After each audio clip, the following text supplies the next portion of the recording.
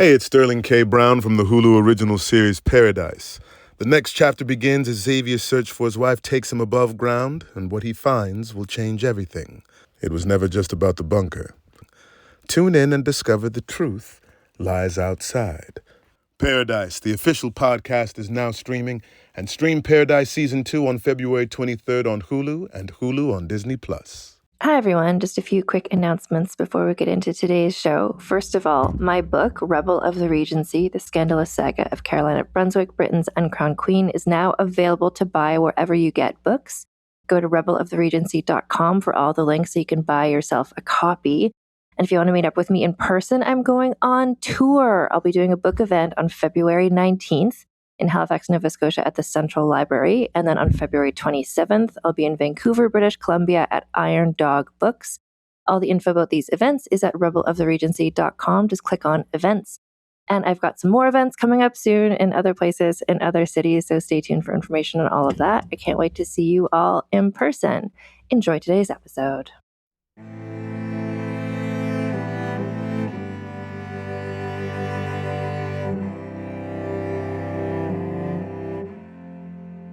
Hello and welcome to Vulgar History, a feminist women's history comedy podcast. My name is Anne Foster, and today we have a very special guest. We're talking with author Shelley Puhak about her new book about Elizabeth Bathory. And perhaps you've heard of Elizabeth Bathory. She's one of the more notorious figures in history. There's a lot of vampire lore around her. There's various horror movies that feature her. And what Shelley has done in her new book, The Blood Countess, Murder, Betrayal, and the Making of a Monster, is she literally went to Transylvania and other places in Eastern Europe to look at these documents and records to figure out who was Elizabeth Bathory really, why was she accused of being a serial killer, and what was the real story. And Shelley Puhak, longtime listeners of this podcast may recognize that name. She's also the author of The Dark Queens, which is the book subtitle, The Bloody Rivalry That Forged the Medieval World. The Dark Queens by Shelley Puhak is a seminal text for this podcast. It's a book she wrote about the iconic medieval queens Fredegund and Brunhild. It really reoriented my whole brain into how a historical biography of a woman could be written. Anyway, I was so delighted to have Shelley back on the podcast to talk about her new book. It's such a great conversation and it's such a great book. So here is my conversation with Shelley Puhak about The Blood Countess. Okay, so I'm joined by Shelley Puhak, who listeners may already know is the author of The Dark Queens, the book that introduced us all to Fredegund and Brunhild. And we're here to talk about your new book. Welcome, Shelley. Thank you so much for having me back. So your new book, The Blood Countess, Murder, Betrayal, and the Making of a Monster, which is a book about Elizabeth Bathory. I'm so curious to know, why did you choose to write a book about Elizabeth Bathory? Like how did you hear about her in the first place? Do you remember? I do. So in my 20s, I have family in Slovakia, and I undertook this really ill-advised tour of castle ruins with one of my cousins. I was going to photograph them, and I do some sort of travel article. And through the course of that, it was actually super fun, very fascinating. But I still remember we were in Eastern Slovakia. It was twilight, climbing a hill, slipping and sliding. It's damp, and come to these ruins that are silhouetted. And I have this shivering fit. And I say to my cousin, whose castle is this? And she's laughing. And she's like, oh, it must be the ghost of Elizabeth Bathory. And I'm like, who's that? She's like, I can't believe you don't know. And so she tells me all of this, folklore about this sort of gruesome, cruel Hungarian mistress who murdered Slovak girls. And I'm like, wow. And it always stuck in the back of my mind. And I was always very curious about it. And then as I've traveled and returned, I've seen that this tourist industry around her has really exploded. And you could kind of find her everywhere once you start looking for her. So I was, I'd finished one project and I was like, I wonder if this 400-year-old mystery, this is one of history's most intriguing cold cases to me, if we could solve it. Can it be solved now? And the answer is yes. And the answer is yes, because there's So you, in terms of researching this, like Elizabeth Bathory, what we're going to do, listeners, on this episode, like we're going to go through like kind of her life story, kind of what are the rumors about her, where did they come from? But in terms of you, like being a historical investigator, like you're looking at handwritten documents in Hungarian, in Latin, like you can't see this, she's making faces. But like, what was that like? My gosh. So I have to tell you, I think this book just about broke my brain. And there'd be days where I'd be like, I have such a headache. Why do I have a headache? And then I realized my brain was just tired. It was like, stop, like this hurts.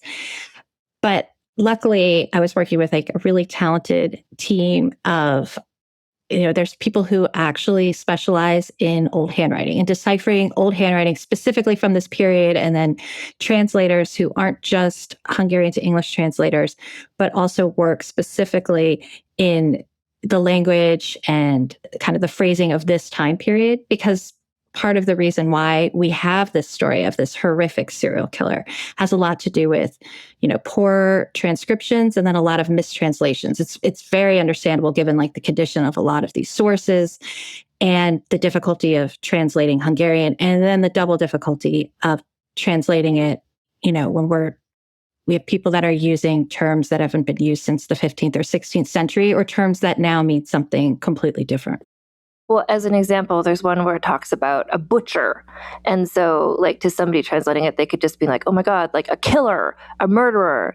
But like, some of your research shows, like, well, this could also mean somebody who eats meat on a day when they're not supposed to eat meat. Or it could mean also, like, a person who's, like, doing medical stuff. Like, it's a word that it's not just...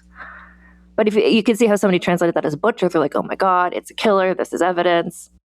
Right. And there's another great example of there's this word for, it's been translated over and over about Elizabeth Bathory in her will writes that she wants to, be buried in her wedding dress, and she wants to keep her wedding dress. And we have these images of this woman in her wedding dress sort of wandering around the castle. She's kind of half mad.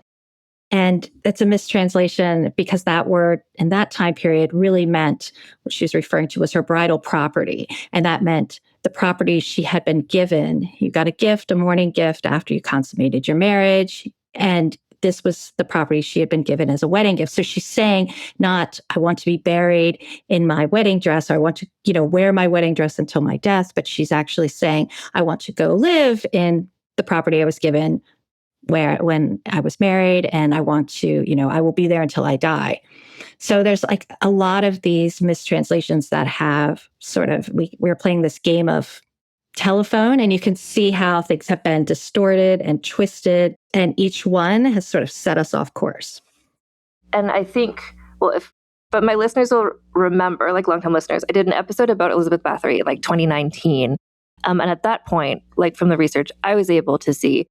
So I was reading your book and I was just like, oh yeah, that's what I know. I'm like, oh yeah, no, I said that. I perpetuated that rumor in my episode, but it's like, people don't know. Like you need to really dig into so many things about her story.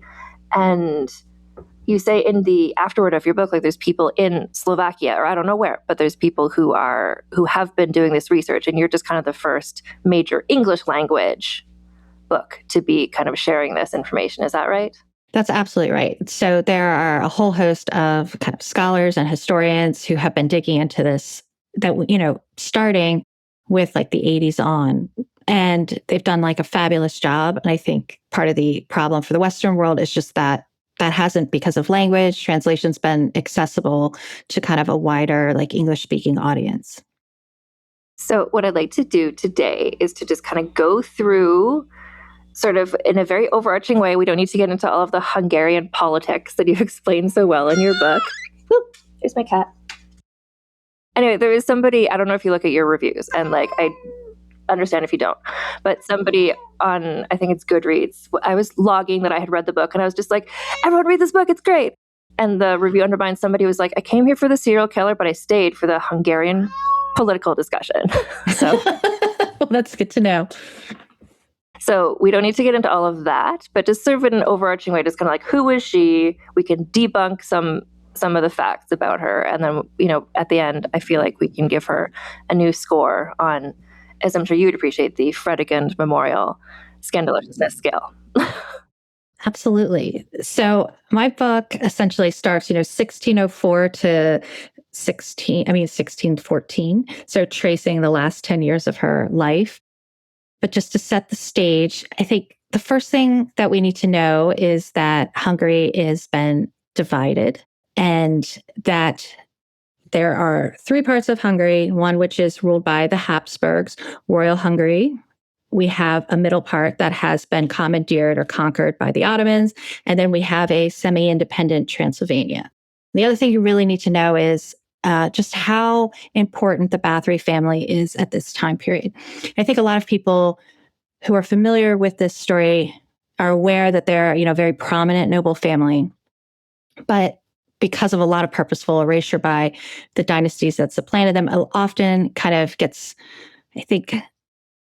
I guess their true import and to this time period is often underrated. And I think what we need to know is that the Bathory family has, at this point in time, she's got a 500-year-old name, castles, lands that span, hundreds and hundreds of miles. If you look at sort of maps of what is, controlled by the Bathory family at this time period, it dwarfs most things in, Italy, a lot of the duchies and things in the Netherlands. It makes Scotland look like just a like a little country. So they're controlling mass amounts of land, and they're also controlling everything from, they have a prominent Bathory. Her uncle was the king of Poland and Lithuania. She's got cousins and uncles, et cetera, who are the princes of Transylvania. She also has other cousins who are cardinals in Rome. So you have them spanning across, the Reformation at this time period. You have Bathories who are Catholic, Bathories who are Protestant and important in both ways. You have them controlling multiple countries, and you have them in play for some of their major dynasty, and they're a major player. Their name is as recognizable in this time period as the Medicis or the Habsburgs. And in fact, in some ways they're rivals to those families. So I think that's really important to know the family that she's coming from, and that she's dealing with a country that is divided, but was at one point in time a very progressive, tolerant country, and sees itself in some ways still as that, but has been kind of falling into kind of chaos and ruin lately. But it's important to know that she's been raised in a very progressive and tolerant environment, because that's going to be very important later. And you mentioned a few times in the book, which I really appreciated every time you kind of set it in a time and place. It's like, here's what was going on in other places. I'm like, oh, okay, got it. Because it's sort of at the same time as towards the end of the reign of Elizabeth I. It's James I, like you mentioned, the gunpowder plot. That's what's happened. And that's just for me in terms of the history that I'm more familiar with versus the history of Hungary. It's okay, yeah, Catholic versus Protestant. This is an extremely violent time of religious, not rivalries, but just tension, I guess. So this is their version of that. You're talking about the Calvinists, are Martin Luther. These religions are very now in today's world, there's various tensions that we all know about, but Catholic versus Protestant is not an especially violent one anymore, but it was truly life and death at this point. And I think too, we think of Hungary, and we might think that's a cool country, it's a place I want to go. But one thing I think too is that Hungary had been and was still a major player in world politics, and that's something that often gets overshadowed. They're fighting off the Turks, and the rest of the world is watching. They are terrified of the Ottoman Empire, and they see Hungary as the bulwark against them. And if Hungary falls and the Ottoman Turks march into Vienna, there goes the rest of Western Europe. So you also have to keep in mind that throughout this period, Elizabeth, for example, Queen Elizabeth in England is having her subjects pray for, please let them, succeed in Hungary. All of Europe is watching what's happening in Hungary. And they're sending all of the freedom fighters, all kind of the young, this is sort of the Spanish Civil War of the time period. So for example, Captain John Smith of Pocahontas fame, that's where he gets his rank of captain. All of these men are pouring in as mercenaries, some of them as journalists, to see what's going to happen in Hungary. So this is kind of a major flashpoint. And then this whole story unfolds at this really important inflection point in history as well. And I think that context is so important. I mean, just I would think for me and probably for other readers, just to be like, okay, the history of Hungary, but like what actually was happening and how does it relate to, a figure that a lot of people know, like Elizabeth I, or even the fact that the Ottoman Empire at this point, it's Suleiman, right, and we've talked about him on the podcast, like with Harem Sultan and his partner and stuff. So it's like, this is what's happening. So it's simultaneous to so many famous world events. It's not just this like little weird thing happening in this little obscure area. It's like, no, this is a major place. And Elizabeth is part of this major family. And that's part of why it becomes a huge shock, because it's like, as though this happened to, like you said, like a Borgia or a Medici person. Like could not be a more famous person. And so, yeah, your book starts kind of her husband dies. And that's where things kind of get going, because she is then in charge of all these properties. And as we have seen with like Salem witch trials or anything, it's just like, okay, a widow who owns some land is vulnerable in some ways to men who want that land. And she's also doubly vulnerable at this time period. So, 1604 opens, she's in the past 6 months lost her oldest son and her husband. So it's kind of a double whammy. She still has one son left, but he's much younger. So he's not going to be able, to take over the family properties. And so she's going to have to rule as regent for a much longer period of time. But she does have the advantage when this book starts of she has a very, very powerful brother. So she's an orphan. And her husband was an orphan. So there's so much death and destruction in this time period that a lot of families that typically would have sort of that backbench of, here's my younger brother, here's my cousin, here's my dad, here's my uncle who can step in. They don't have that at this time period, unfortunately. But she does have a very powerful brother, and he is the Chief Justice of all of Hungary, who commands, a lot of property. And she still has some influential male cousins and nephews. Things are looking precarious, but that she might be able to pull it off. And she might be able, if she's kind of wise and just and careful, to keep the family name and properties together as 1604 starts off. But she also is facing off with a lot of people who are kind of eyeing up her land and her power. And I think in this context, if anyone could have made this work, it would be her. Like, she's a very, just from all the evidence you found of her letters and her business dealings and how many people she took to court, she's like a very capable landowner person. Like she knows what's happening. She's sort of like this mixture of like very knowledgeable, very firm in her decision making, but also very kind, very compassionate to her servants and stuff. It seems like she's got all the skills to make this work. But, there's a lot of gross, really annoying men, and we're going to get to each of them, and I'm going to just rage.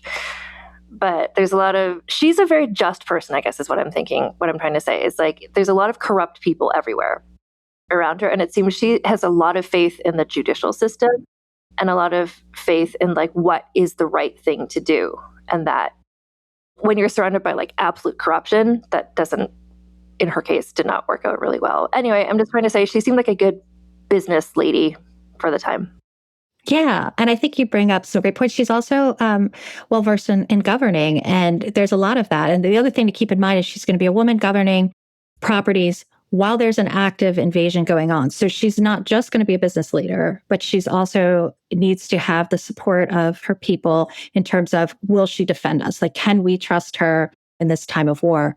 And she's well suited to this. Like you mentioned, taking people to court, but I think this will be important later to mention. She's from a family of lawyers and judges. And she's also from a family where the men are very tolerant and the women have done extraordinary things. Her mother was this powerhouse, and she has, aunts as well who have just are, flout convention and are used to being taken seriously, are used to going to court and being the equal of a man and saying, hey, this isn't fair. So in some ways she might suffer from that expectation. I think if you're raised in like a, kind of corrupt, horrific environment, you find ways to adapt early. But if you're raised where you're like, things are just, and we have endless progress and things are going to get better and better, and I am going to be considered capable and a man's equal, it's sometimes more difficult when things change. And all of a sudden you're thinking you're dealing in one world, right? With one skill set, and you're not. You're dealing kind of with a game, and you don't necessarily have the skills, or you're not prepared for the level of the deception or the corruption that you're going to face. So at this point, I would like to introduce to the listeners the first villain who I just hated, who is the pastor, who only speaks Latin. I forget his name. Oh, Guinness. Oh, okay. Tell everybody about him. He super sucks, this guy. Yeah, and I mean, there's a few pastors. I don't know if we want to start with like the very first one, McGarry, or we can jump to Guinness, but either one, just to establish sort of like the pastor Elizabeth Bathory relationship. The pastor Elizabeth Bathory relationship, when her husband dies, she's got this pastor, right, who's been her husband's like personal chaplain throughout the war. Her husband's been off, fighting for quite some time. And this guy has kind of completely lost it. Like, he is just so traumatized by what he's seen. And he's written about this, that he's had to, literally deal with rivers of blood or baptize all of these dying men. And these are boys that he, baptized or raised, or a lot of these are people he knows. And he is so freaked out. And he also, believes that God is just and he's a good man. And, it's this question of like, when bad things happen to good people, what do? You have to find someone to blame. So it's like, if they're God's chosen people and he's a good person and these are all good people, like, why is God letting them all be slaughtered over and over? And he can't figure it out. So, clearly it's because evil has taken a hold in the land.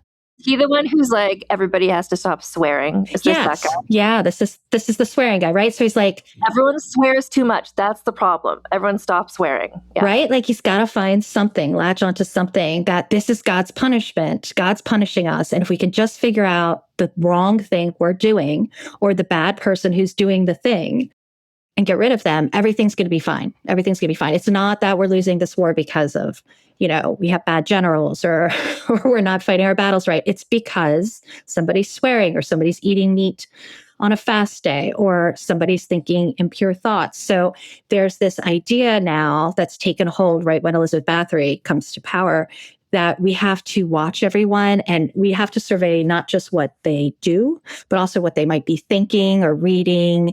And so we need to really be keeping close tabs on everyone and everything they might be doing.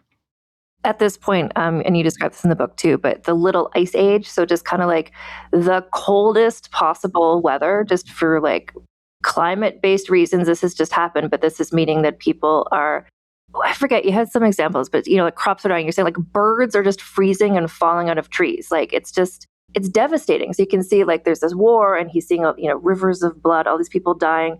The crops are bad. Everybody's starving. Like, life is horrible. So I can understand why somebody is just trying to feel some measure of control, to be like, how can we fix this? How can we change this? So I did a whole series last year about the French Revolution, and that also, like, there's a weather component to that. Like, it was so cold, the weather was so bad. Like, people just want to blame somebody when everything is going wrong. And this guy is just like, okay, what we need to do is stop swearing, like, make sure you're not eating, and just like, yeah, it's this paranoia of just like everybody is looking for somebody to blame, which is similar to, like, again, I'll just bring up the Salem witch trials because there are similarities of just everybody watching your neighbors, like, really suspiciously wanting to find a culprit. Absolutely. And, I have this, like, what makes things awful when things become really awful? There seems to always be three things going on. There's always epidemic, pandemic. There's like mysterious illness, people dying. There's always climate change, where you can't count on your next meal. Crops are failing. There's like this real panic, like all the routines are, have been disrupted.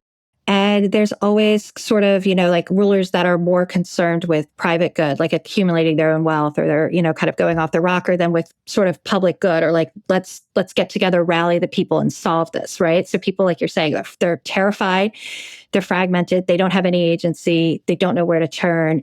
And so they turn on each other. We see this, it's over and over again. And you mentioned the plague, and there are various diseases that rip through, because this is also like when we're talking about like a time period again that I'm more familiar with, or a place, which is like Elizabethan England. It's just like, oh yeah, the plague, like you hear about that happening all the time, and she has to go hide in some castle somewhere, and that's happening here as well. Like people, typhus, like all kinds of things are just like, so it's a devastating, horrible time to be living, and Elizabeth is there living in this time, doing the best she can as this lady in charge. So was that McGarry That's that's like the pastor, right? And they're they have a relationship. So Elizabeth is able to smooth this over, but this is where some of the very first accusations come from. And, that a lot of people say, oh, look, she was doing this, for years and years and years and years, that there are these allegations because there are some clashes that, Elizabeth has with her pastors, who are at this point surveilling everyone. And they are, there's these letters that have survived. It's an exchange between McGarry and some of his underlings. And they are concerned about how they can punish a woman who works for Elizabeth Bathory. And the point of their letter is that they're going to release these like new guidelines on how they're going to punish everybody. But this woman's going to want to come to church before they've released these new guidelines. And they don't want her to come to church because they won't have punished her. So they're trying to figure out what sort of penance she should do.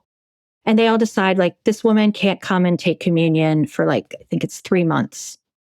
And when they're talking about her, they call her words that the Carnifex servant, but that translate to that butcher woman, right? And people have translated that because of the Latin word into executioner, torturer, all of these terms. But that's the first inkling that a lot of people have, or that people have pointed to say, oh, there's something amiss at Elizabeth's court. She's harboring a woman who is a butcher, a torturer, an executioner, and these priests and these pastors are concerned about it. But the thing I think we also have to keep in mind is these are people who are trying to take away an entire year's salary for someone cursing, right? I mean, they are trying to level these penalties that are just absolutely devastating. I mean, this is if you read some of these penalties, you're like, that's insane, right? You curse on the wrong day, you say the wrong thing, and you could lose everything. And all they want to do to this woman is make sure she can't come to communion for 3 months. You go, is that evidence of murder or torture, or is there something else going on here? Because that's a really relatively light punishment for guys who are, at this point in time, they have been breaking into people's closets and their bookcases to see what they're wearing, what they're reading. I mean, the level of surveillance is ridiculous. And so the fact that all they want to do with this woman is say, just don't take communion for 3 months. Is it torture? Is it murder? What the question is, what is this letter? What is this exchange really about?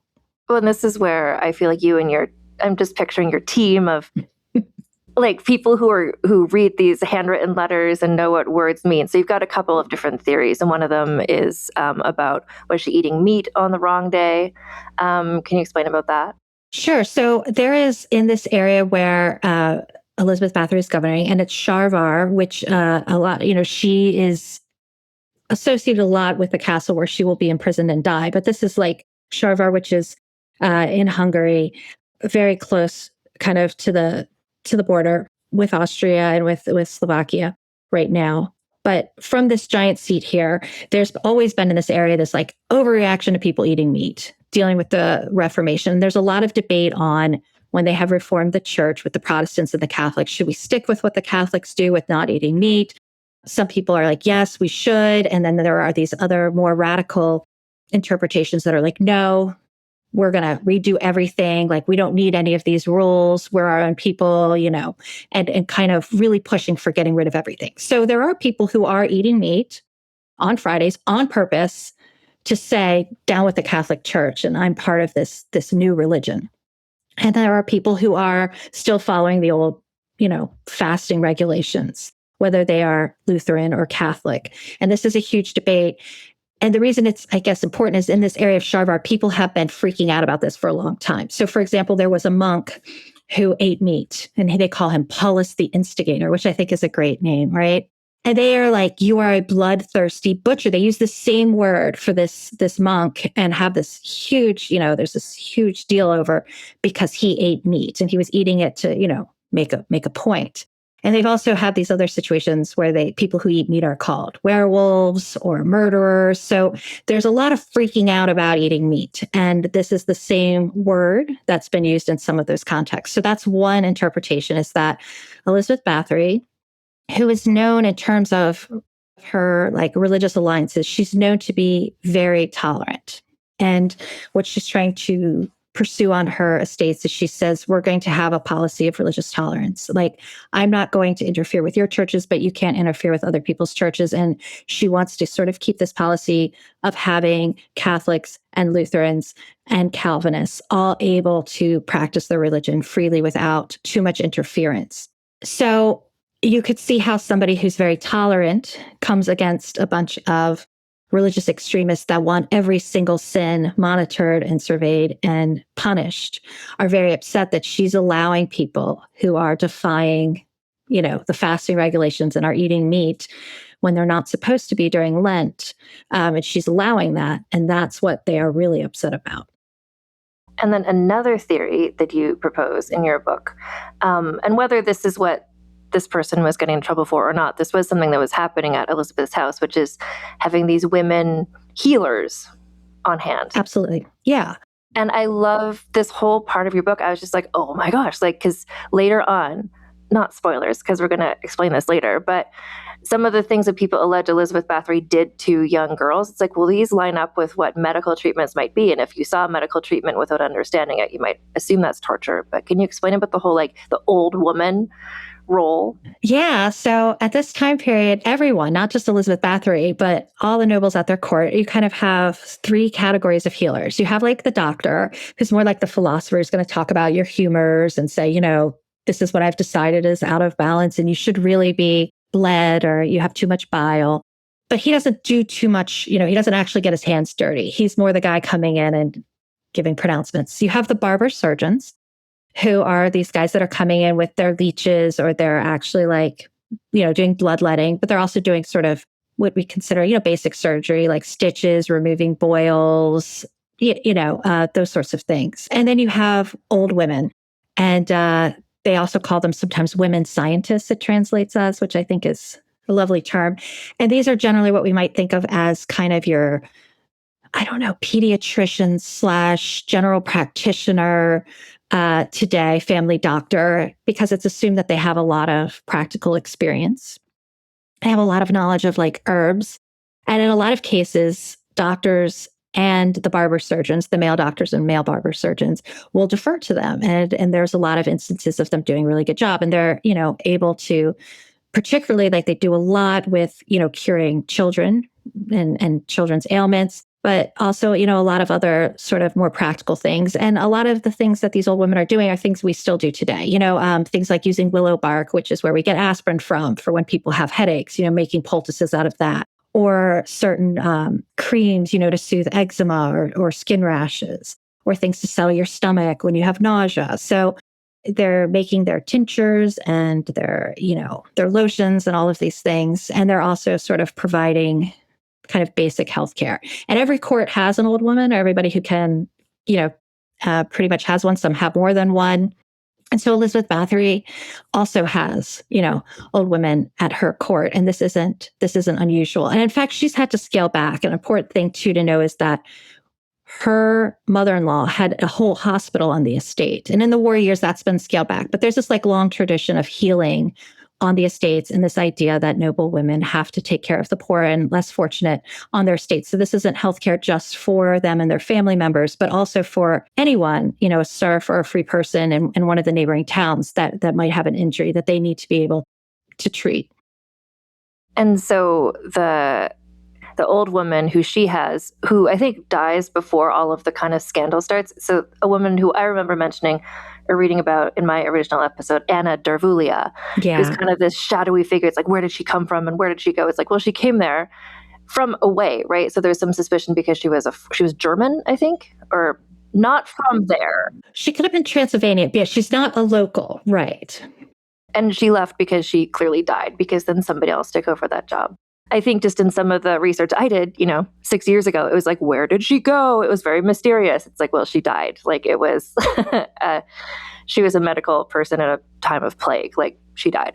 But also, so there's a hospital on her, or hospital sort of, healthcare is being provided on her properties, but also there's a girls' school as well. So you can imagine that the old lady, you mentioned, sort of a pediatrician type thing, if the girls fall ill, that's what would be who would be tending to them as well. Absolutely. And there was, a time when they a few generations ago, they actually were able to keep a doctor at court. But at this point in time, there's also a doctor shortage, which is important to know. So some of this is just by necessity. There are no doctors. In the documents of the time period, there are people fighting over, like, can we get the doctor? Well, maybe these two towns can split the doctor. And she is calling in doctors, from time to time, and also working with male barber surgeons. But there aren't a lot of them. So the old women are having to do more and more that they might not ordinarily have to do just out of necessity. It's kind of like, all the urgent cares are overflowing, let's say. And you know what I mean? Somebody gets a splinter. It's like, well, in a time when you can walk right in, you might just let them deal with it. Now we're all like, we've got our, tweezers and our headlamp on, and we're going to do it ourselves because we can't wait, a week for an appointment. So a lot of that's what's happening as well. It's just, they're having to make adjustments out of necessity. And so this is another theory of that Carnifax thing about like this butcher woman. How should we punish her? So it could also be somebody is maybe eating meat, but maybe when they say the butcher woman, they could mean this old woman. They could mean this medical. Yeah, that they call like there's this history as well of what they consider aggressive. There's also these two lines of thought about healthcare. We even see them today. There's like the kind of natural, like anti-vax, like just don't do anything and pray to God, and maybe it'll be okay. And then there's people like, no, we're gonna do something about it. And there's a division on how do you deal with that. And so there's one faction that's calling the other, you guys are butchers. You're stitching people, you're cutting people, you might be cauterizing things instead of just praying or using these sort of more natural methods. So there's also this long history of some healthcare providers calling other healthcare providers butchers. That person's a butcher, they're too aggressive. And so when they call her Carnifax, that could just be her profession. Like she's a butcher woman. She's one of those healthcare providers that we'll cut you up, we'll stitch you up. And that's a description, not even like it's, pejorative, but it's being used sort of widely at that time period as well. I was just looking up because there's a part of your book that I was just like, oh my gosh, I like took a picture of this passage. I'm like, this feels like today so hard. I'm just going to summarize. But basically you said, so hardline fundamentalists were saying it was permitted to treat illness with fresh air, herbal remedies, and special foods. But if those did not offer relief, failure of faith was the reason. More invasive medical procedures were not just unnecessary, they directly defied God. So it's just like, RFK Jr., what are you doing in this book? Like... And we have, you could see like old women who also in this time period, if, everybody it's all hands on deck. So anyone who's a barber surgeon who normally would be stitching people up is off on the front, or they're in these medical hospitals. So if you need your kid, your kid falls and needs stitches, old women who might have been like, but they're taking over more and more of that. So there's like a good reason for people to be calling them that, and to also be expecting them to fill that role. So this is kind of like all setting the scene for kind of what's actually happening on Elizabeth's property is for when people start accusing her of various things. So we talked about the one pastor, and then there's this other pastor. Sorry, I forget his name, but I just hated him so much. The guy who he never learned how to speak Hungarian, and he just got more, and he kept applying for promotions and not getting them, and he just got more and more angry. And it's like, sir, learn Hungarian. Like, just maybe you'll be happier.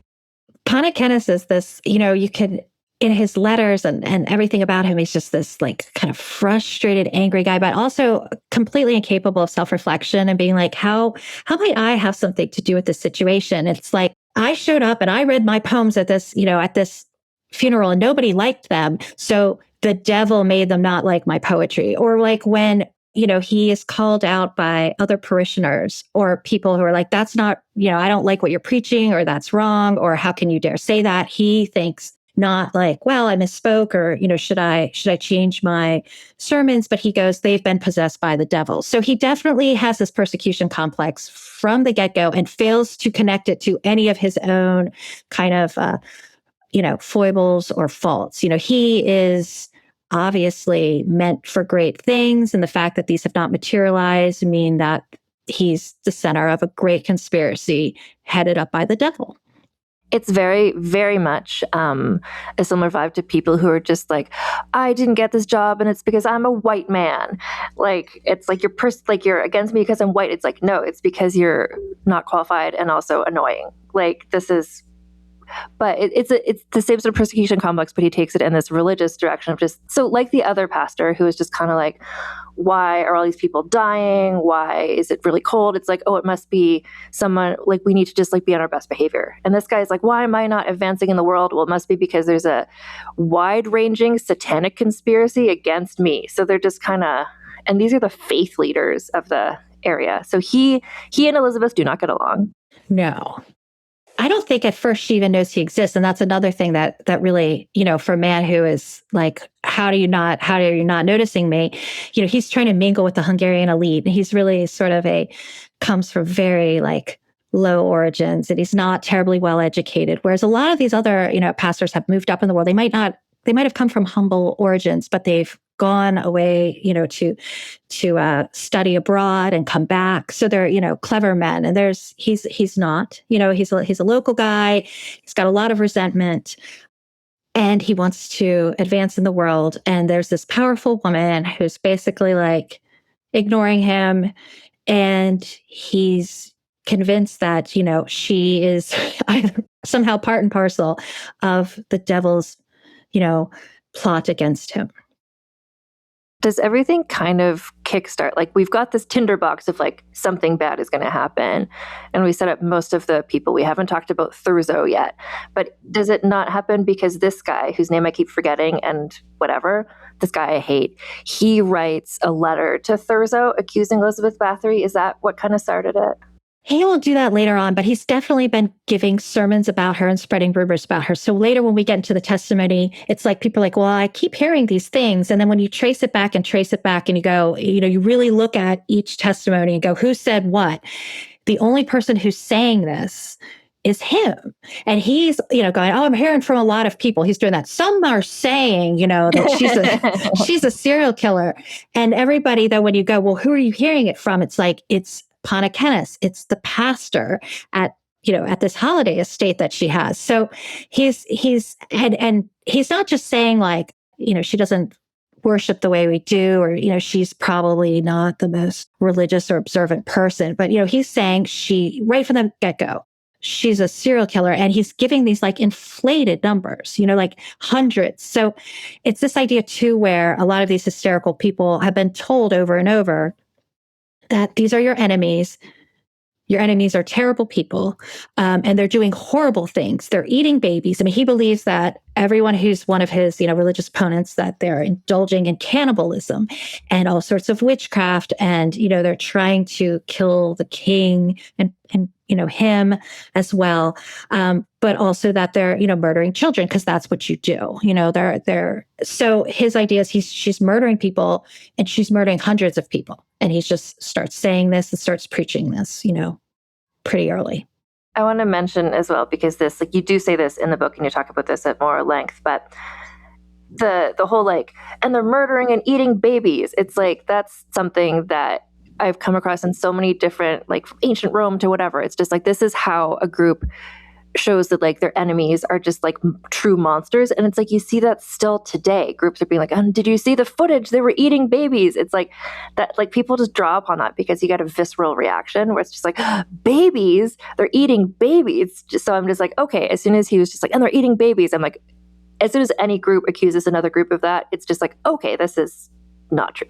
Like, this is just what you say, but he's accusing her and all of his enemies of this sort of stuff. And you're right, that whole thing of just like, well, some people say that this is this. It's like, you're the first person to say that. But I have heard. So he's kind of spreading the rumors. And so, like, we need to talk about Thurzo as well, because he becomes the main guy in terms of like Elizabeth facing it off on all this stuff. And he's a ambitious, power hungry type guy who hates the Bathorys, right? Yeah, I mean, I think when it starts off, he actually admires Elizabeth very much. And one thing to keep in mind is he's kind of new money, she's old money, and he's trying to break into the aristocracy. He's got a ton of money, but what he doesn't have are these sort of, this cachet, these connections. And there's a point where he's telling his wife to like chase her down. And he's like, she's on the road. Go follow her. Show up where she is. Invite her to dinner. He's trying to get like Elizabeth Bathory, get her over to her house, hang out with her. And they are, for all intents and purposes, friendly at this time period. They're going to the weddings of one another's children. They're showing up the same events. He's happy when she invites him to like her daughter's engagement party. I mean, he thinks he's arrived. So there is this element of envy, but it's a man who has, decided he wants to rise, and he's determined to do whatever he needs to do. The other thing that's important to note is that Terzo also has a son. Elizabeth has one son. She has two daughters and a son, that she's grooming to take over, right? And he has a son of the exact same age. So they're going to be competitors at court, right?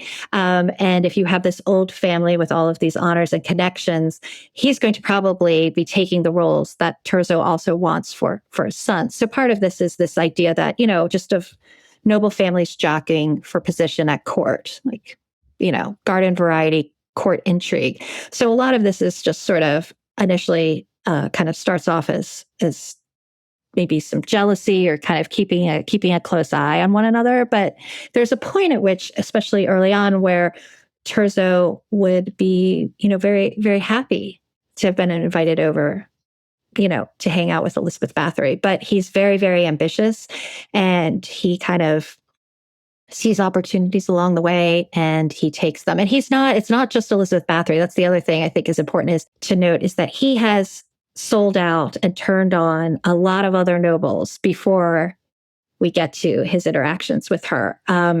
If the emperor, the Habsburg emperor, who is seen as kind of, this like foreign overlord, they're not really, really happy with him, says, I need somebody to go in and get this guy. And a lot of other people are like, nope, not doing that because I will be ostracized. I'm not doing that. And Terzo's like, I'll do it. And that's how he's rising in court, is by doing a lot of things that other people won't do. They don't want to turn in their friends or their, a long time kind of associate. And Terzo doesn't have this complicated web of loyalties. And he seems to have a very flexible morality. He's very Machiavellian. He thinks very highly of himself, but he definitely is able to justify to himself what he wants to do. Again, not at all like any current politicians in the world. No parallels at all. None. Not at all. And now for a quick advertising break. Reaching your weight loss goals doesn't have to mean completely changing the way you live your life. What if you could make healthy progress with a treatment plan that included medication, access to 24/7 support, nutrition tips, and tools for tracking movement, hydration, and sleep, all personalized to go at your pace? That's Weight Loss by Hers. Through Hers, you're connected with a medical provider who determines if treatment is right for you. If prescribed, your treatment plan is personalized to support you in reaching your goals. Plus, you can access a range of treatment options like oral medication kits or GLP-1 injectables. They even offer the convenience of 100% online care with licensed providers on the other side who learn your story and create a personalized plan to deliver healthy progress you can maintain. So no more yo-yoing, just steady results. Feel like your best self again. Visit forhers.com/vulgar to get a personalized, affordable plan that gets you. That's forhers.com/vulgar, forhers.com/vulgar. Weight Loss by Hers is not available everywhere. Compounded drug products are not approved or evaluated for safety, effectiveness, or quality by the FDA. Prescription required. See website for full details, important safety information, and restrictions. Actual price depends on product and plan purchased. Yes, online shopping is quite literally at our fingertips, but that doesn't mean it's always simple to buy. Whether it's trying to remember one of a million different logins so you can actually place your order, or getting almost all the way through checkout before realizing your card is nowhere near you, there are many hiccups that can get between you and placing that order.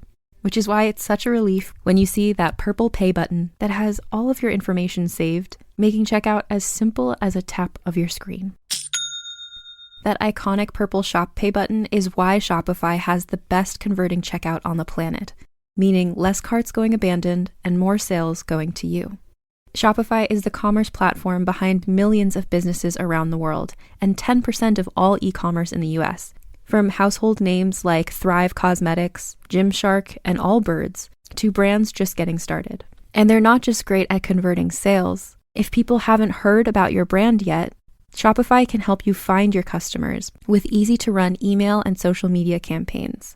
And they have world-class expertise in everything from managing inventory to international shipping to processing returns and beyond. Tackle all of those important tasks from one place, making your life easier and your business operations smoother. See less carts go abandoned and more sales go with Shopify and their Shop Pay button. Sign up for your $1 per month trial today at shopify.com/realm. Go to shopify.com/realm. That's shopify.com/realm. I'm Mandy. And I'm Melissa, and this is Moms and Mysteries. We're two Florida moms obsessed with true crime. From infamous cases like Ellen Greenberg to shocking Florida stories like the Dan Markel killing. With 55 million downloads, we bring you new deep dives every Tuesday and Thursday. Listen to Moms and Mysteries on Apple Podcasts, Spotify, or wherever you get your podcasts. From the darkest corners of our imagination comes a game show that's more ridiculous than terrifying. Welcome to Tickled to Death. I'm your host, Roz Hernandez, and I'll be guiding guests through the creepy questions and chaotic games, all to win the ultimate title of Horror Movie Champion. Listen to Tickled to Death wherever you get your podcasts, and hit follow unless you want the show to follow you. And we're back. So how does it come to be that he comes to Elizabeth's house to accuse her of being a serial killer?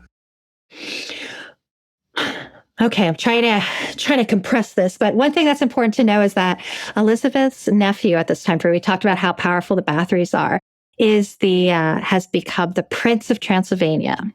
And this is Gabriel Bathory. And I don't know what this says about me, but I'm always really excited when there's a really hot person in a story. And everyone talking about Gabriel is just like, he's this prince and he's so handsome. He's so hot. Everyone, it's like distractingly hot. So I was just like, he's now my favorite character. I like Gabriel, Prince of Transylvania. It's just interesting to me because people get mad at him.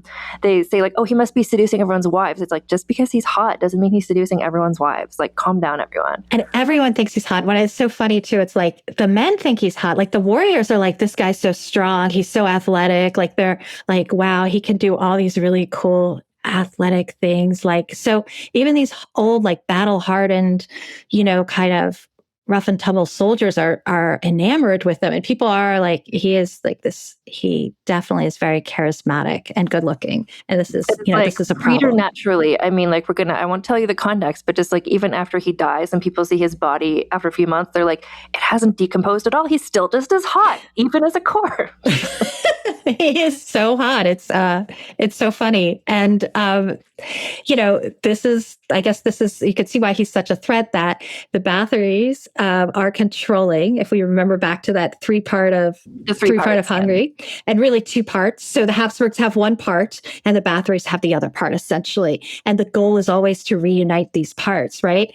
And the dream has been that one day, right now, the foreign overlords, the Habsburgs, are ruling half of Hungary, but there's always been this dream that there will be a homegrown Hungarian prince who's going to reunite everybody. And all of a sudden you have this young, hot, charismatic, athletic, great warrior prince. And people are saying, maybe this should be the guy that reunites us. And there's this idea that the Bathory family, which has, kind of ruled before, might be the ones to sort of pull this off and reunite Hungary. And Terzo, who's working for the Habsburgs, he's like the Habsburgs' number one guy in Hungary, is nervous, right? I mean, the Bathories are now actively threatening his position, his title, all of this. So this is where we're at. We're at a Habsburg, Terzo versus Gabriel Bathory impasse. And one thing Gabriel Bathory does not have, there's not a lot of Bathory men still surviving, but he's got all of these very smart, wealthy, influential female relatives who are like, we will help you. And Elizabeth among them. We have the resources, we have the connections. And so we have this young prince who's relying a lot on his female relatives. And the problem becomes, what can you do to get rid of political women? Because you can't deal with them the same way that you can deal with a male rival. You can't just say, come out and fight me in a battle, right? So what are you going to do? And the Habsburgs have this, and Terzo has this kind of quandary of, what am I going to do? How am I going to erode support for this young, hot, handsome, Bathory prince and all of the women who are supporting him? And the thing is, and again, you talk about this in the book, and what happens to some of the other female relatives. It's like one angle could be like, she's a great whore. Like let's just claim that her children are illegitimate or whatever. She's sleeping with all the men. It's like, you could do that. But with Elizabeth, it's like her reputation is so well known, and she's so known for like her religiousness and just being morally upstanding. It's like, that would never work. So then it's like, well, what if we say she's a serial killer, which is a wild pivot, but that's... And you know what? It seems like a wild pivot, but another important bit of context, which I found fascinating, is like right before, her neighbor is also accused of being a serial killer, a man. But this is like, in order to be able to get somebody out of politics and seize their land, like they can't just commit a normal crime. Okay. So you can't just commit normal murder because the aristocracy has certain rights. So you can't just commit normal theft. So it has to be extra.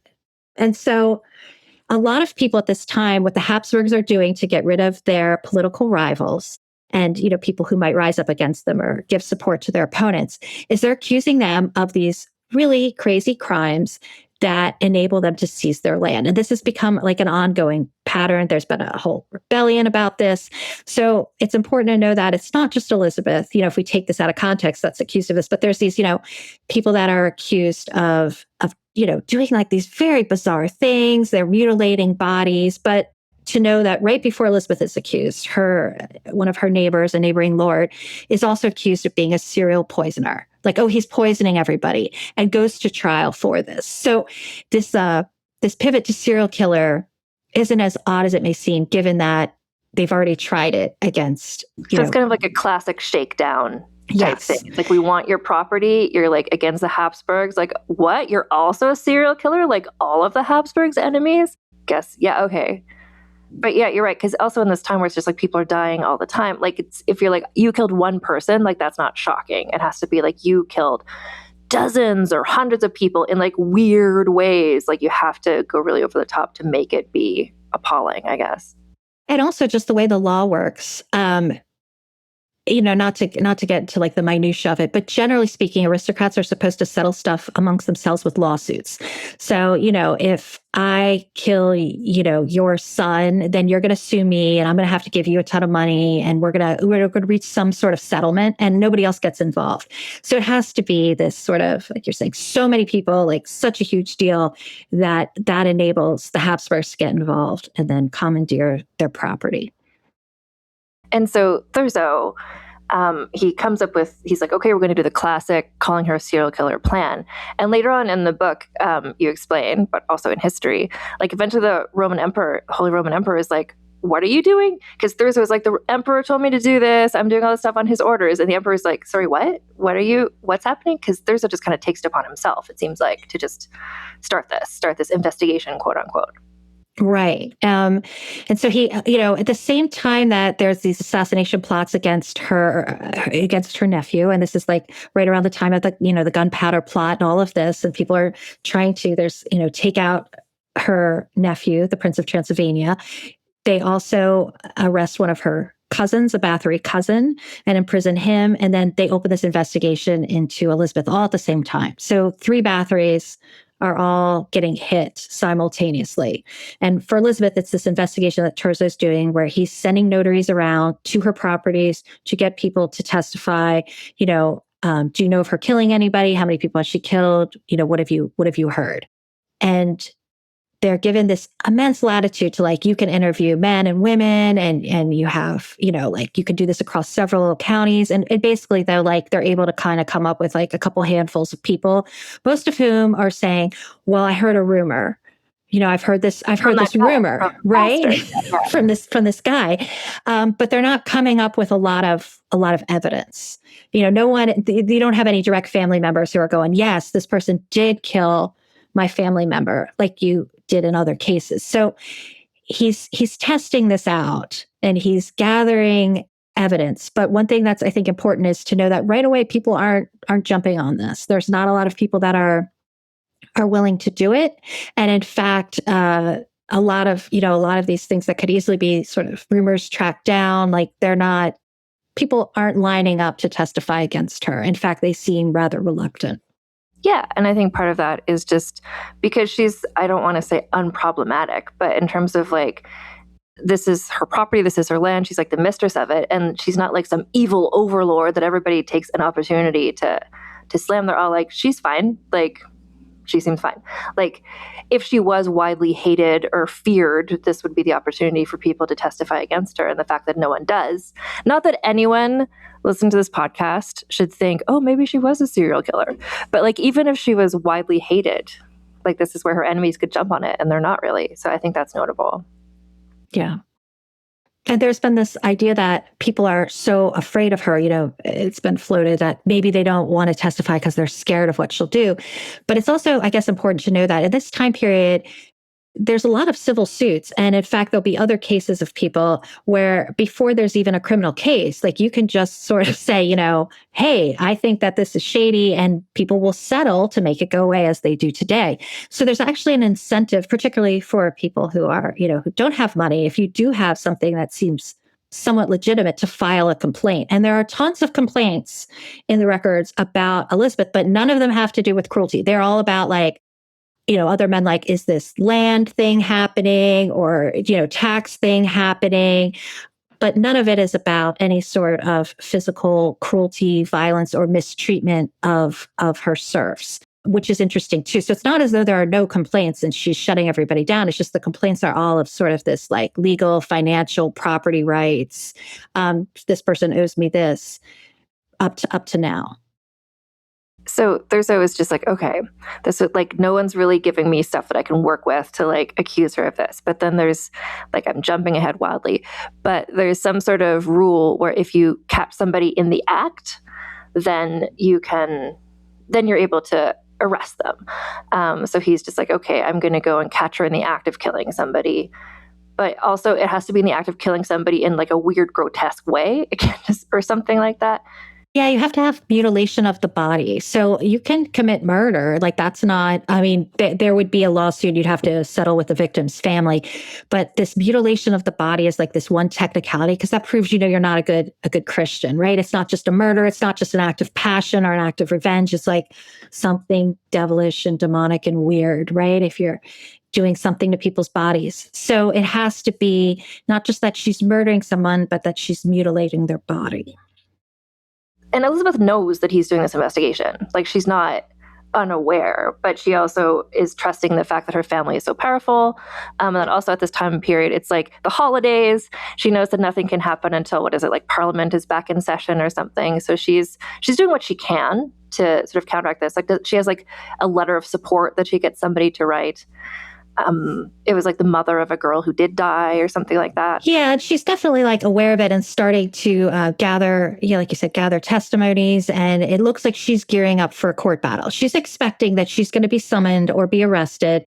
And you can see that she's making arrangements for that. But she's expecting that this is going to happen in the spring because, as you said, nothing's going to happen over the Christmas holidays. The snow is so deep, nobody can get anywhere. So she has a little bit of time to figure out what she wants to do and how she wants to, kind of confront this. And so it's like a surprise raid, at the end of December the 29th, right? Yes. Like she's having dinner and Thurzo just shows up to be like, what? You're killing someone in front of me? Like, he just shows up. Well, and he also has gotten word, we find out through the sources from local pastors, that there's a group of girls, 5 girls who are in quarantine who are sick. And the sources are very clear that they are sick, not that they have been tortured or hurt in any way. but that they are ill.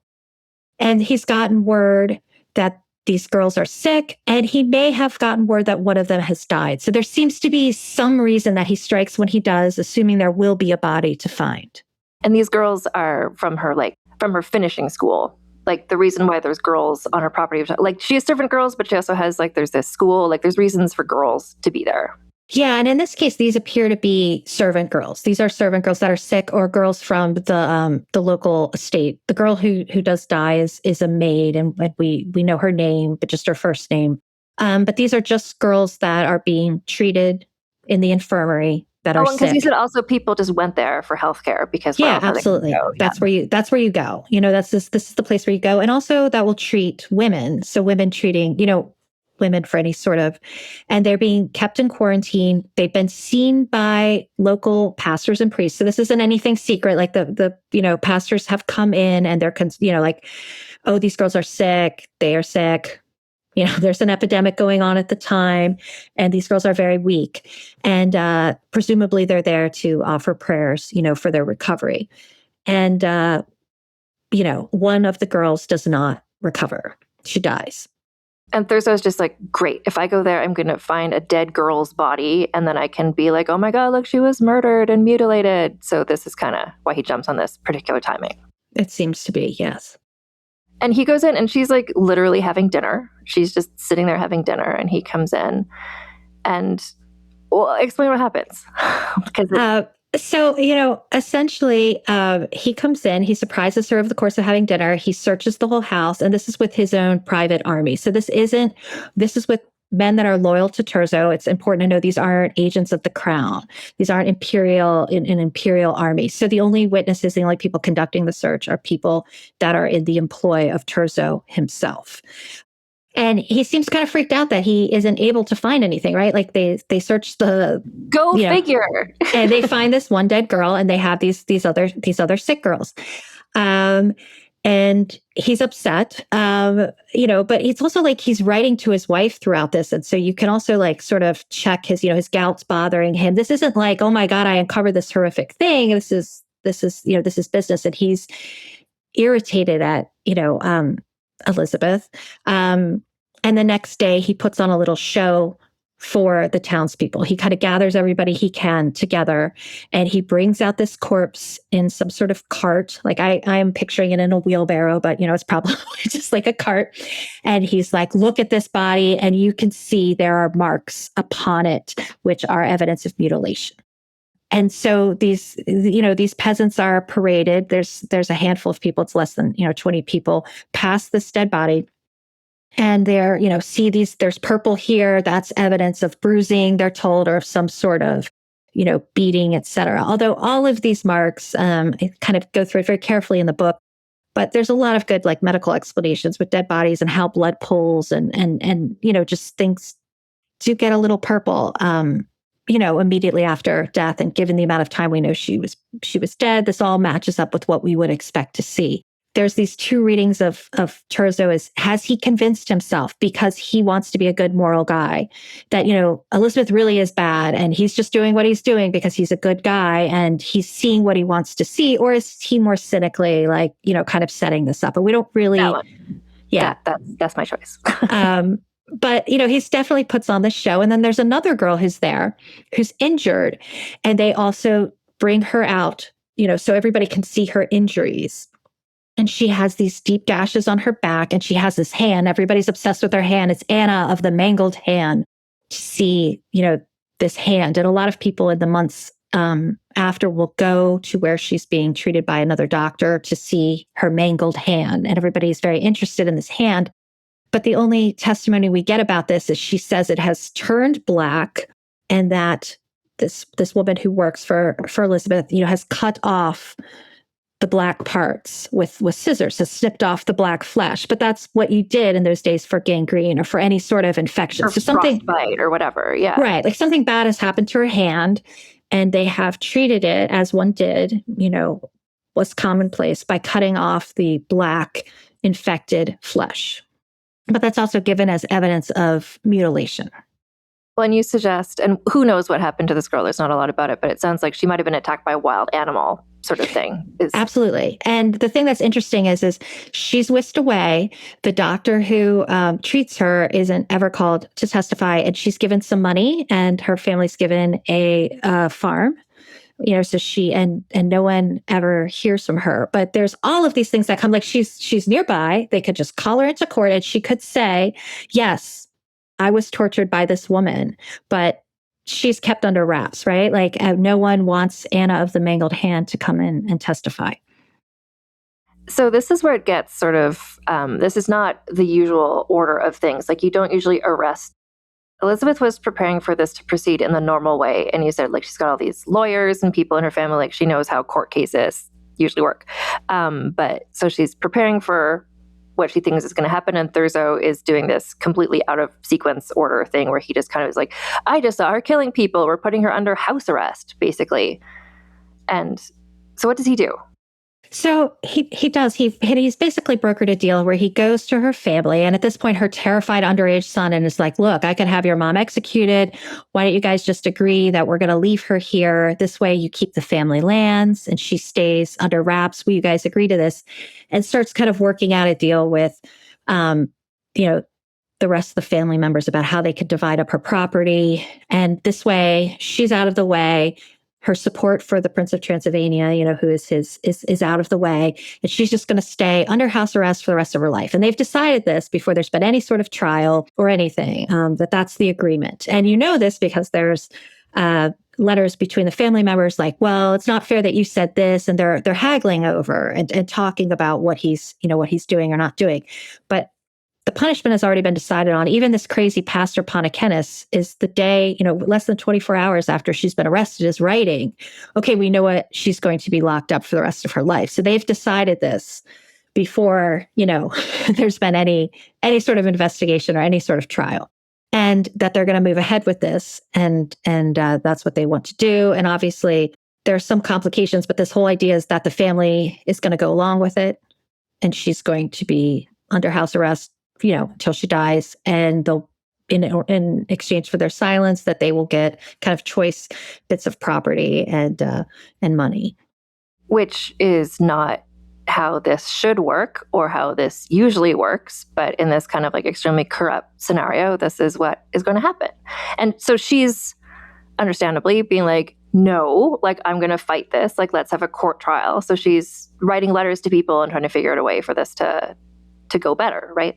Yeah, throughout this time period, she is writing letters, and there seems to be there's a couple points where she almost gets her way. Like there's a point where there seems to be a lot of sympathy among a lot of local pastors who are going, maybe this isn't really what happened, and this is kind of more of a misunderstanding. And then there's also another point where the Holy Roman Emperor, who's the Habsburgs, are like, we should probably have a trial, and they're preparing for a trial. They're saying, let's have a trial. And Thurzo is completely, going, no, we really shouldn't. And they're like, no, we're having a trial. Send us these papers by this date. That date comes. He's like, oops, I forgot. I got busy. Now everybody's gone home. We can't have the trial. They're like, we're still going to have the trial. And you see this series of delays and kind of obfuscations, and he's coming up with excuses, whereas everybody else is saying, let's do this by the book. Let's have a trial. Oh, and meanwhile, 4 of her servants have been taken off and tortured. Yes, and they've been taken. Thurzo takes them to his estate. So this is highly irregular because typically you are arrested and tried and tortured if you are tortured, but in the vicinity where you committed your crime or where you are arrested. So he takes them completely off of, Elizabeth Bathory's estates, but also significantly, if he's worried about, she might, I guess, exert too much influence, right, over public opinion there. There are a lot of closer towns that are free towns that she doesn't have influence over, where he could just move them. But this is dead of winter. He's got to take 4 people in chains, in carts, through a mountain pass. He's really dedicated to this. He's putting a lot of time and resources into making sure that this happens on his territory, and that the torture is conducted by people who are, loyal to him and work for him, and that the trial of these 4 servants is conducted by people who are loyal to and work for and owe their loyalty to him. And so her 4 servants are given trials. And it's all very kind of sad and horrific and tragic. And there will be other women in Elizabeth Bathory's circle as well that will be caught up in this. Yeah, but she, like, just to be clear, like, these people, they're put on trial. I think all except for one of the servants are executed. Other people in her life wind up executed, and she's just stuck in her house. Like, Yes. So can we do some myth busting about she's not bricked up in a room? No, she's not walled in, and there's not like the slot for food. Although that did happen to a contemporary of hers, so it's understandable as you kind of dig into this, like how those wires got crossed. You know how that came. That wasn't out of the realm of question. And it did happen to other women. Although in her case, it seems like she was under a sort of elevated like house arrest, but she. People were coming and going. She was sending letters. People were coming to visit her. She was sending orders. She was continuing to oversee things and send, for example, her sons-in-laws out to, sell this and do this and bring the money back for my defense. So she is able to kind of mount this act of defense where she is under house arrest in one of her castles. Well, just because that's part of and I think I said this in my episode because at that point, that's all I knew. But part of her myth is that, we'll talk about the other parts of the myth. Like she killed all these girls and then she was arrested and then she was put in this, like, I don't even know, 1 meter by 1 meter room and like bricked in and she could never leave. And there's just a slot to put the food. So she's in her castle, maybe just like limited to a certain part of it, but she's able to like walk and write letters and communicate to the outside world. So it's the sort of house arrest that happens to a very rich person in this era. Yes. Yeah. And it's not like nearly as comfortable. She would have a manor house. This is like a drafty knight's castle. So we can imagine it's like a little inconvenient and cold, but it's not, she's not walled up in a tower, sort of brooding over the landscape. Like she is still having contact. And in fact, we know her daughter visits her. We know that she's getting family members who are coming in and she's giving orders. She's saying, and there's one instance where she has her daughter go and get the jewels out of the manor house, break into the treasury, get them. So Terzo or other family members can't commandeer them. So she's still like taking a very active role in her defense and writing petitions and kind of calling on her allies to do what they can, to get her out. And it seems like, it's not out of the realm of possibility that she will be granted either a trial or, if not a trial, a pardon, because there are other cases with noble women who are accused of similar crimes after her. And what typically happens is they have to go sit in their prison for a year or two, then beg for a pardon. Then the family basically pays off the Habsburgs with like a big gift or a choice property. And then they are able to either, be released and maybe go across the border to Poland or to another country. So, it seems like there might be a way out if she plays her cards right. If not out and out exoneration, then some sort of pardon or exile. So she never stops fighting. She's not just kind of like, well, I guess I'm in jail. That's the end. Like she's always writing letters, lobbying for herself, getting her daughter to take the jewels and stuff, as you said. So, but ultimately she gets sick and dies while in house arrest. Yeah. And there is also the sense that Terzo might have moved when he did, where she's been complaining in some of the letters of ailments. It's hard to know what is in like a new chronic condition and what's new and what's a chronic condition.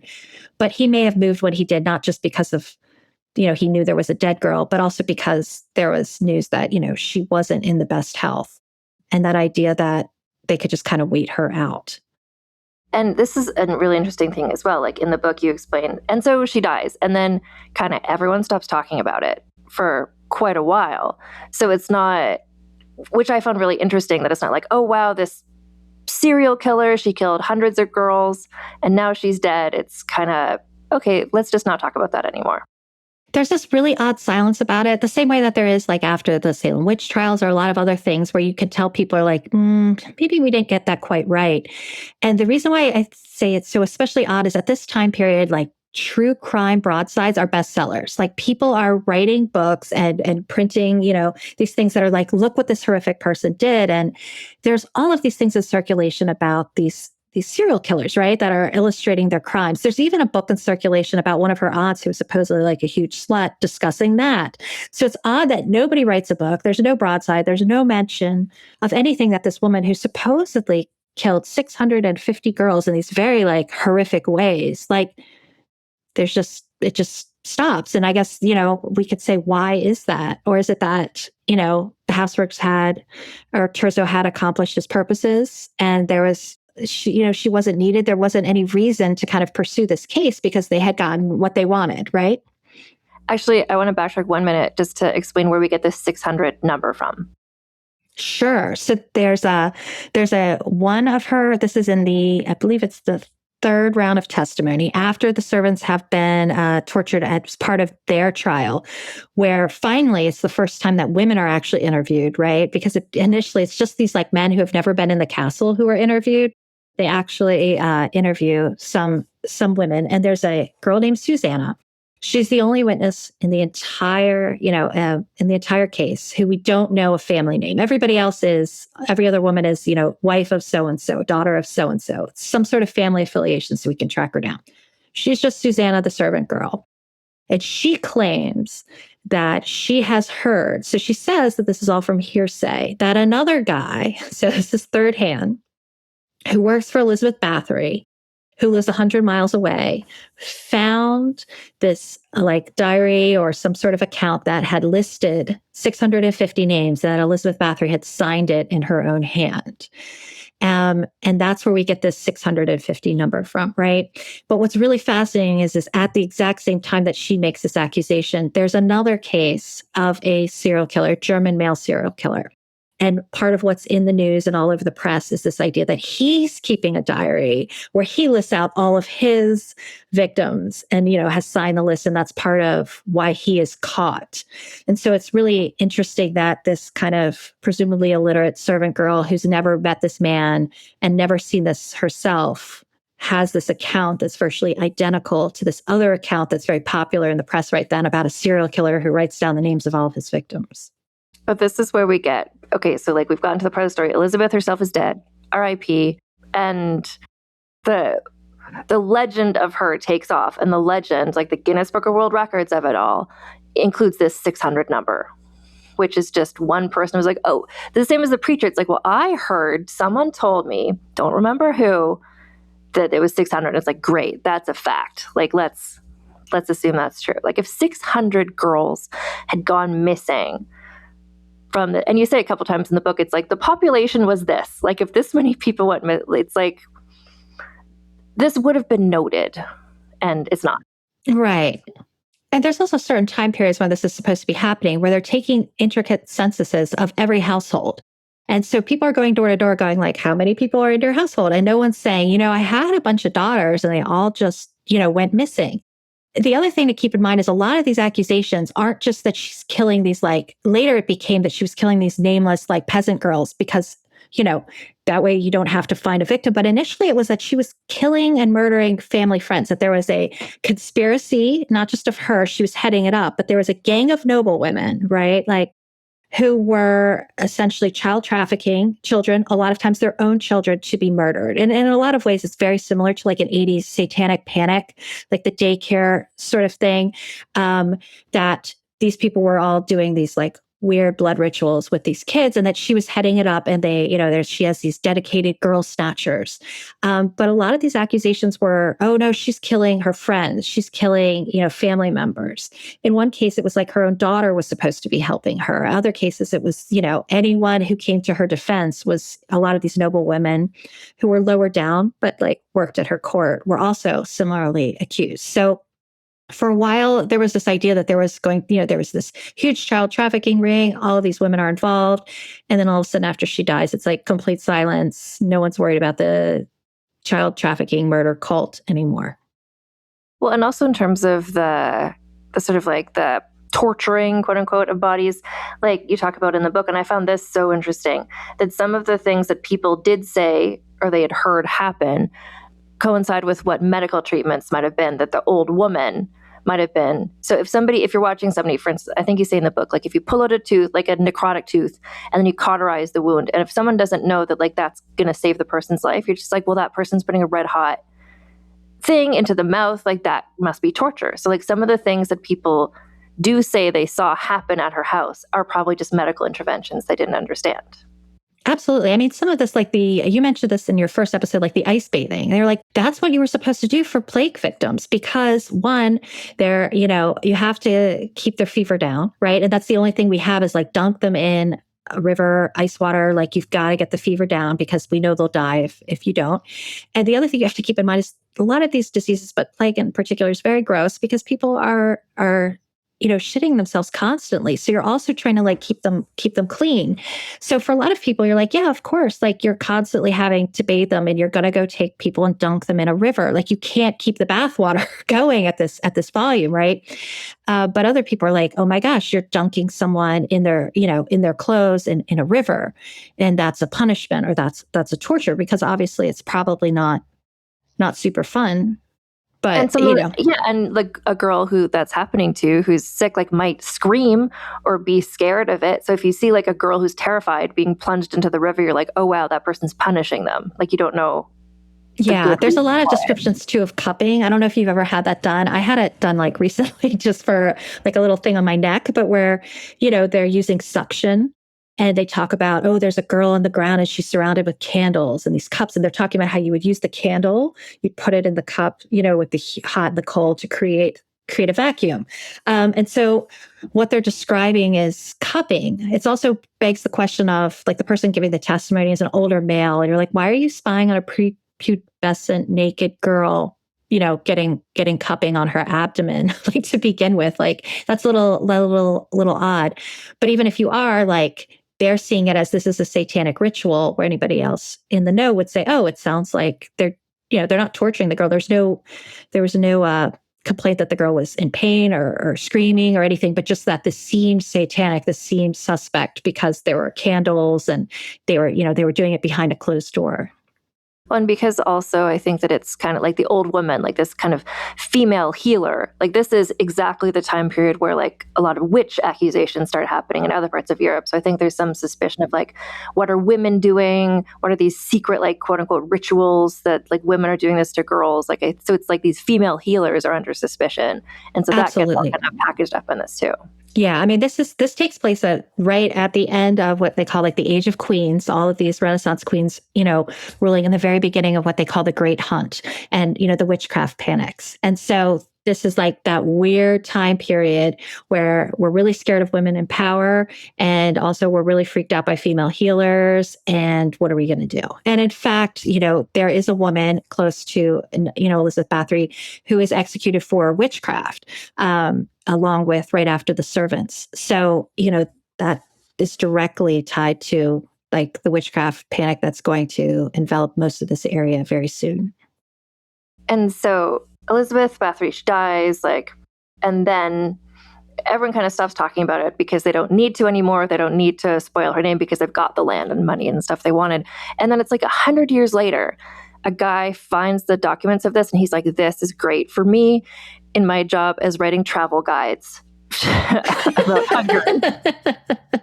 I mean, and also he's a Catholic priest, so he has this theory that he misreads the sources as what happens with Elizabeth Bathory, and thinks that she was originally Catholic because there are a lot of Catholic Bathories. You could see how that would happen.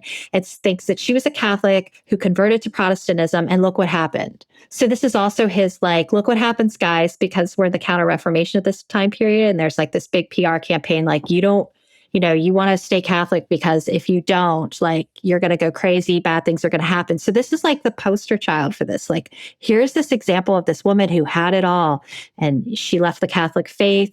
And then, next thing you know, she's a serial killer. So don't be like her. And so this is where like there's this pause where kind of no one's talking about it, that he finds this, and then and this is also the time period where people are really excited about vampires. Yes. Right? So he writes about, so this is where he invents the whole thing, and she liked to bathe in the blood of young virgins, which is like part of her legend today. Like that's where it comes, not even from her timeline. It's from this guy later on who just wanted to sell his, stay Catholic / let me be your travel guide book. Absolutely. And so it's so fascinating that we have this like one, obscure priest who starts this and everybody starts this rumor and everybody's just imaginations are inflamed by it and they latch onto it. And then this continues. that we're repeating it now. I mean, that's a very, very, I don't know how many travel guides he sold, but it's like super successful, right? Like that he managed to pull that off. And it influences everything. It influences the development of psychiatry and how, we talk about significance, a lot of things about female vanity and how women are treated, and ideas about hysteria that we're going to see later. It influences, the Brothers Grimm and a lot of kind of folklore and myths and fairy tales. We see her, Elizabeth Bathory resuscitated as Snow White's, evil stepmother, or a lot of other figures. And we see her kind of used even as, I think, in the Cold War as like an image of like this horrific behind the Iron Curtain, scary Hungarian vampire woman. And then later, obviously, she's latched onto by, video games and horror films and has kind of become this sort of larger than life figure. That's the screen, where we can project a lot of our anxieties about women in power and also, like female rage. This is what happens when women get angry. Yeah, well, and because in the anger that in common understanding is that she's a woman, in her 50s, and she's jealous of these young girls, and she determines that like if I kill girls and bathe in their blood, it'll keep me young and beautiful. So yeah, there's something about like a fear of aging, but also a fear of older women. So it all, when that was never part of her the actual like propaganda against her at the time was never like she was jealous of beauty. Like that was never what anyone was talking about, I don't think. Right. I mean, she was a politically active widow, right? And there were concerns that maybe she was on the wrong side religiously, or she was too involved with her nephew. I mean, they take all political agency away from her, right? And the only thing that powerful women are worried about is keeping their good looks, right? Like that's all that she was interested in. And I mean, the Victorians loved it and latched onto the story as well.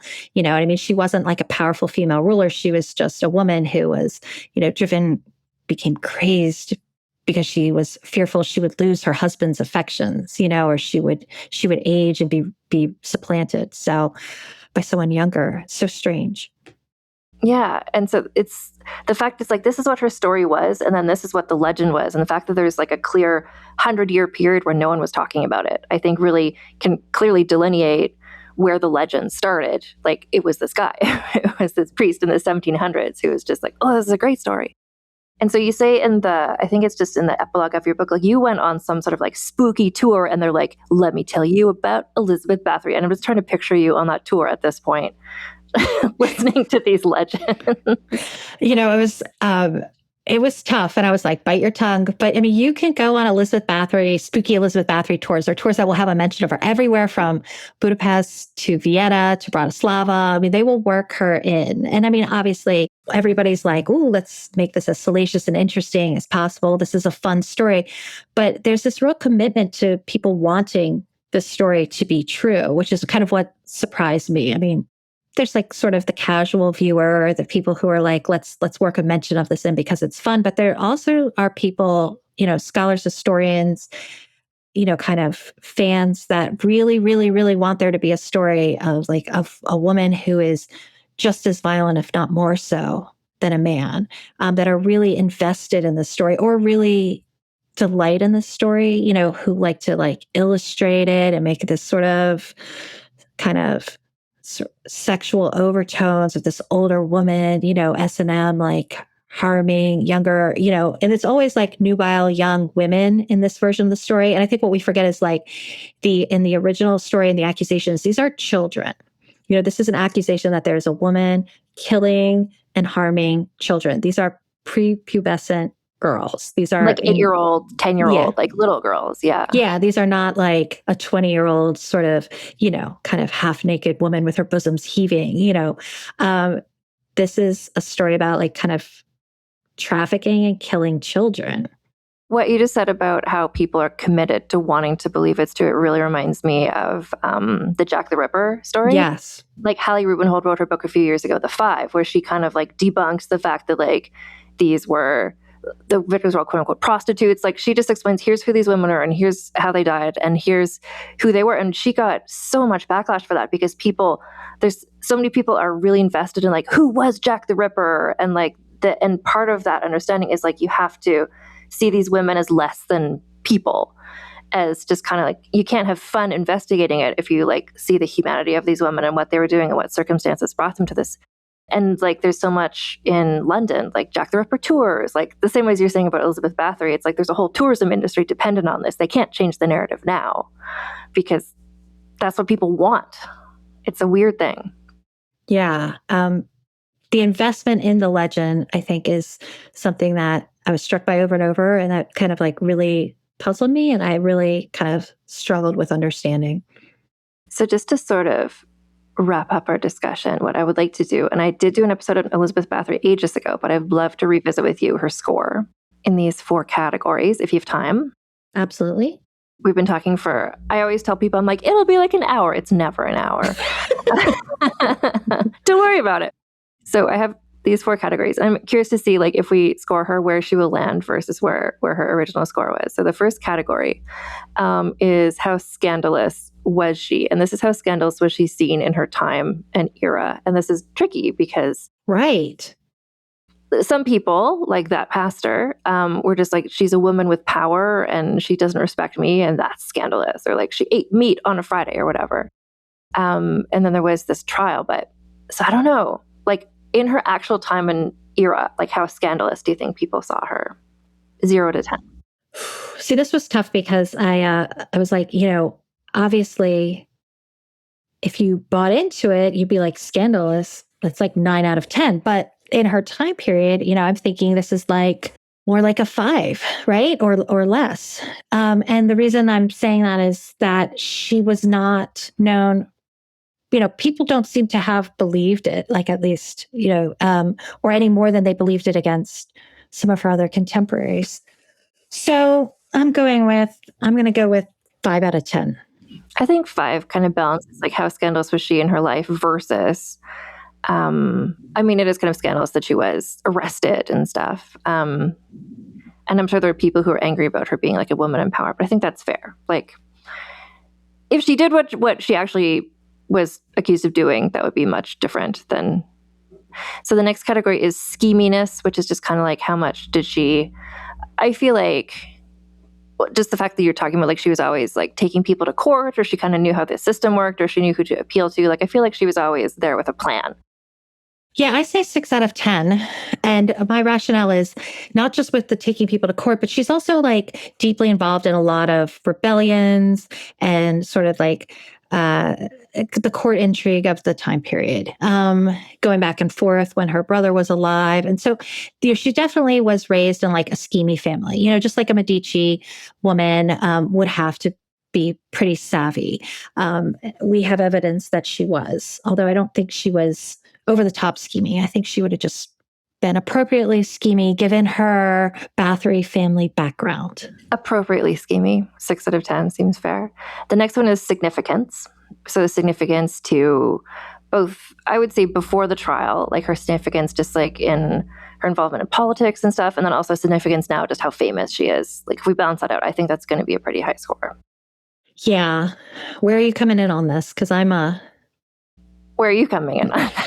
I'm feeling like an 8 or a 9. And the reason is I think she's hugely significant in her time period. Like, if this had not happened to her and her nephew had been able to sort of pull off what they were attempting, this would have altered the trajectory of all of Europe, right? So this is huge.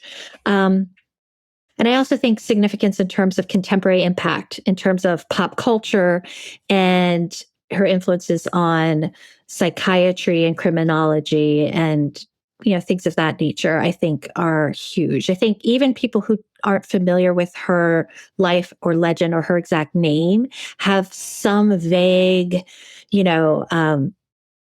knowledge of this, like, isn't there some noblewoman who was walled up in a tower or bathed in blood, or they know some variation of this story. Absolutely. I think a 9 is appropriate there. And then the final category is the sexism bonus, which is how much was she negatively affected by sexism. I think that's a pretty high score. Yeah. I think if she had been, like, she did quite well in her life up until her husband died, really. But at that point, she didn't have a male protector. If it had been a man, if it had been like Ernest Bathory, he would have gone and fought wars and probably would have retained a lot of his territory if he was good at battles. But because she was a woman, she was seen as vulnerable, and all these guys were able to take advantage of that. Yeah, I'm 10 out of 10 with sexism. This story does not go the same way with her being a male, even with the exact same attributes, accused of the exact same thing. It doesn't go down the same way. So this, I think, I'm going to just double check my math in my head. So this ends up with a score of 30. And interestingly, the last time I talked about her, I gave her a 29. All right. She gets one more point on this scale. I don't remember what I gave her in which category, but I do think that moving her up into the 30s, like 30 versus a 29, does get her up into a higher category on the scale. But I'm glad that I wasn't so far off in the first place with the research that I had access to in 2019. So Shelley, so your book, The Blood Countess, is coming out, or when this episode comes out, like your book is out. People can get it wherever. And I imagine you're going to be having like various launch events and stuff. Is there a place where people can keep up with where you're going to be and stuff? Yeah, my website is shelleypuhak.com. It's SHELLEYPUHAK.com. So please check events there, and be happy to have people who have questions, comments, are super interested in this story, whether you're just learning about Elizabeth Bathory, or I know there are a lot of people out there who are kind of hardcore and have been digging into this for years. I'm like excited to get the opportunity to interact with you and kind of hear your own sort of theories and questions. And I just also wanted to mention, for folks who don't have a lot of time, in the book itself, there's this like short little appendix. I think it's like just a couple pages, but it's just debunks some of like the top myths about Elizabeth Bathory.